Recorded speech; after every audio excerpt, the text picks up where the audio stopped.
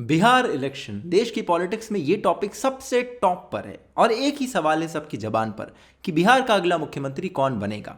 इस सवाल का जवाब देना थोड़ा सा मुश्किल है, इसीलिए हम सवाल को बदल देते हैं। अब सवाल पूछते हैं कि बिहार में चल क्या रहा है और यही देखने की कोशिश करते हैं इस वीडियो के थ्रू। सबसे पहले जिनकी सरकार है उन पर बात करते हैं। नीतीश कुमार और सुशील मोदी, मुख्यमंत्री और उप मुख्यमंत्री। इनकी सरकार 2015 में चुनकर आई थी और नीतीश कुमार और लालू यादव, दो धुर विरोधी, एक साथ सत्ता में आ गए। इन्होंने कुछ समय सरकार चलाई मगर गाड़ी पटरी से उतर गई और इनकी सरकार टूटी और वापस से बीजेपी और जेडीयू के गठबंधन ने सरकार बनाई।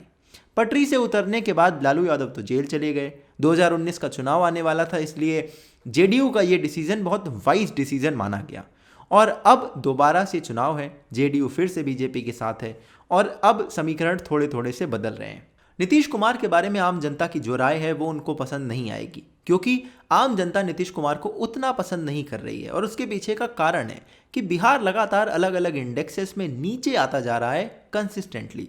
क्राइम रेट इंप्रूव हुआ है मगर नीतीश कुमार गवर्नमेंट का डेटा कोट करते हैं, लोग आरोप लगाते हैं कि ये क्राइम रिपोर्ट ही नहीं हो रहा है, इसलिए क्राइम कम दिखता है। और ऐसे तमाम सारे आरोपों के बीच में नीतीश कुमार की पॉपुलैरिटी जनता के बीच में कम होती जा रही है। सुशील मोदी, उप मुख्यमंत्री, इनके बारे में इनसे ज़्यादा इंटरेस्टिंग है इनका ट्विटर अकाउंट। इनके ट्विटर अकाउंट पर दरअसल एक पैटर्न है जो आप अगर देखेंगे तो आपको पता चलेगा। पहले ये कोई ट्वीट करते हैं, उसके बारे में एक आर्टिकल छपता है, फिर उस आर्टिकल की फ़ोटो लेकर भी ये उसे ट्वीट कर देते हैं और ये बार बार चलता रहता है। और आपको एक बहुत खास पैटर्न देखने को मिलेगा कि इतने लंबे समय से राज्य में इनके गठबंधन वाली सरकार चलने के बावजूद इनके सारे सवाल विपक्ष की तरफ डायरेक्टेड होते हैं, जिसकी कतरने ये ट्विटर पर लिखते रहते हैं और ये लिखना कई बारी हास्यास्पद जैसा हो जाता है और इसलिए मैं कहता हूँ इनसे ज़्यादा इनका ट्विटर अकाउंट इंटरेस्टिंग है। तो ये तो है जो लोग अभी सत्ता में बैठे हैं। अब बात करते हैं कि बाकी कौन लोग हैं इस समीकरण में। इस समीकरण में दूसरा नाम आता है तेजस्वी यादव का।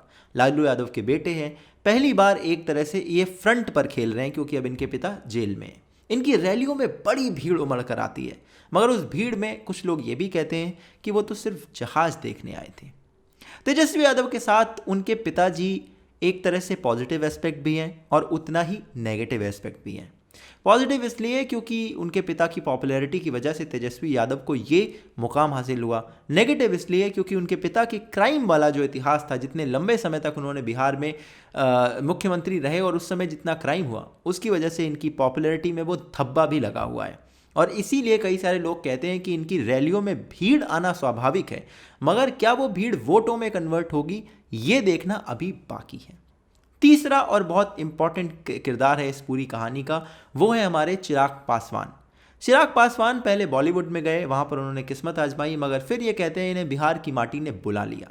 यहाँ पर वापस आकर इन्होंने अभी कई सारे इंटरव्यूज़ वगैरह दिए हैं। वो वेदरमैन रामविलास पासवान जी के लड़के हैं। रामविलास पासवान को वेदरमैन इसलिए कहा जाता था कि वो चुनाव से पहले जिसके तरफ हो लेते थे उसी तरफ हवा चुनाव के बाद बहते हुए दिखाई देती थी, यानी कि वो हवा का रुख बहुत अच्छे से भांप लेते थे। इसीलिए चाहे जिसकी भी सरकार हो केंद्र में, वो हमेशा मंत्री रहते थे और उन्हीं की तरह ये नए वेदरमैन हैं और इसीलिए इस इलेक्शन में इनके बेटे का रोल बहुत अहम है और इनके बेटे ने वो भूमिका निभानी भी शुरू कर दी है। एक तरफ जनता को नीतीश कुमार नहीं पसंद है और दूसरी तरफ चिराग पासवान लगातार नीतीश कुमार पर ही अटैक करते हैं।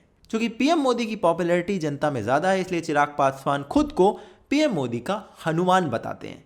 इनकी पार्टी केंद्र में तो एनडीए के साथ में है मगर राज्य में ये अलग से अपने कैंडिडेट फील्ड कर रहे हैं और इसीलिए इन्हें वोट कटुआ कहा जा रहा है।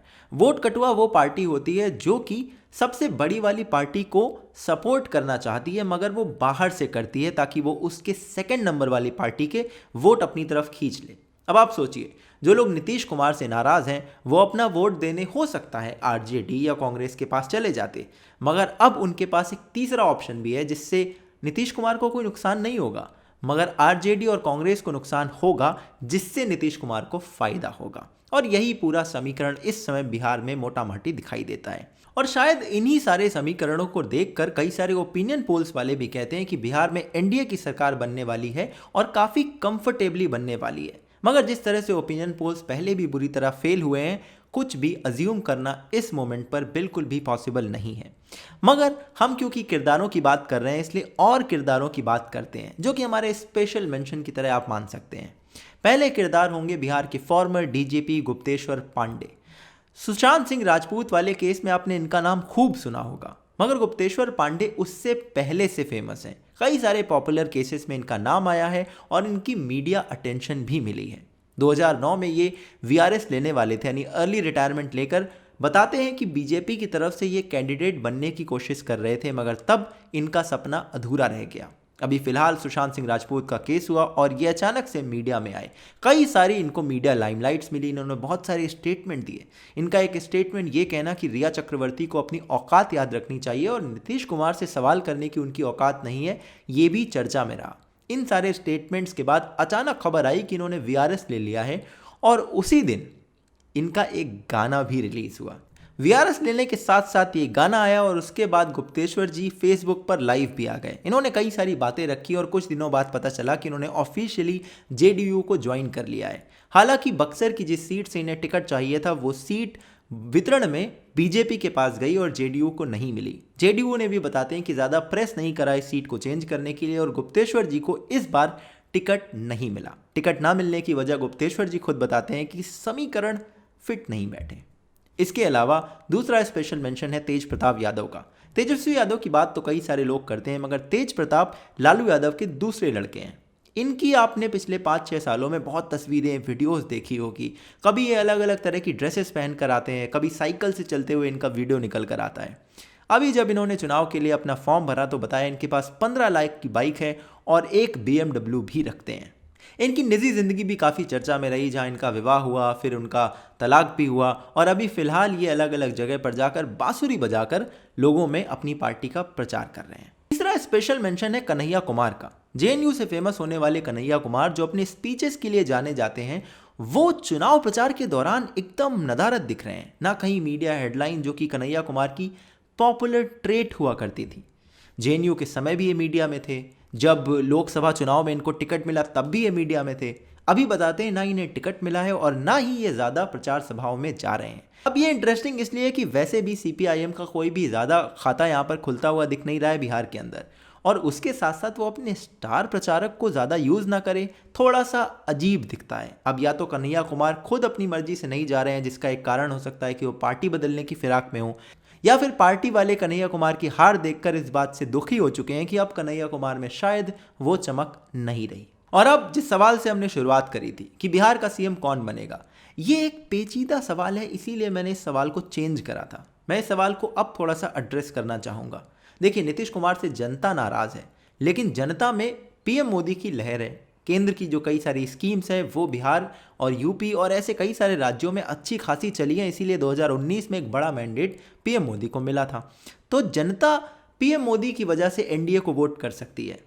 चिराग पासवान भी लगातार नीतीश कुमार पर अटैक कर रहे हैं, मगर वो एनडीए का समर्थन बाहर से करते हुए दिखते हैं क्योंकि वो पीएम मोदी के समर्थन में है। तो अगर चुनाव के बाद एक ऐसी परिस्थिति बने जहां पर बीजेपी, जेडीयू और चिराग पासवान की पार्टी, ये सारे लोग मिलकर एक सरकार बना सकते हों, तो क्या इसके मुख्यमंत्री के तौर पर नीतीश कुमार को ही रखा जाएगा?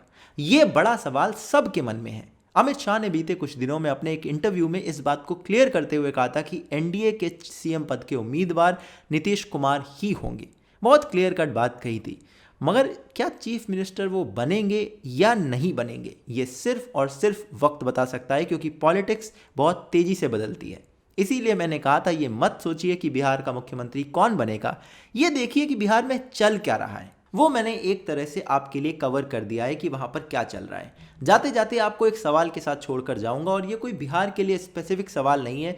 देश में जब भी चुनाव होते हैं तो ये सवाल हमारे सामने आता है। जितने भी पार्टी कैंडिडेट्स को फील्ड करते हैं उन सब की क्रिमिनल हिस्ट्री होती है। कोई पार्टी 70% ऐसे कैंडिडेट लाती है, कोई पार्टी 50%। आम आदमी पार्टी और बीजेपी के बीच में जब दिल्ली में चुनाव हुआ था तब दोनों ही पार्टियों ने इस तरह के क्रिमिनल्स को फील्ड करा था। आम आदमी पार्टी ने तो एक ऐसे कैंडिडेट को फील्ड करा था जिसके ऊपर रेप के चार्जेस थे, और वैसा ही कुछ बिहार के अंदर भी चार्ट्स में हमें दिखाई देता है कि बड़े बड़े क्रिमिनल, सीरियस क्राइम वाले लोगों को हर पार्टी फील्ड कर रही है।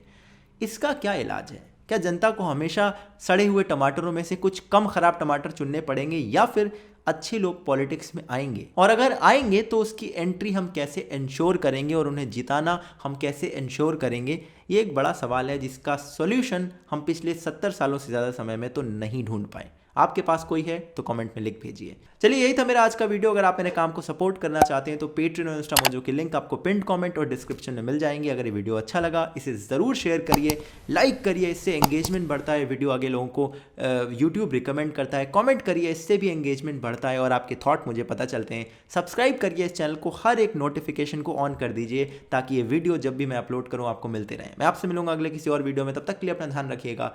जय हिंद, वंदे मातरम।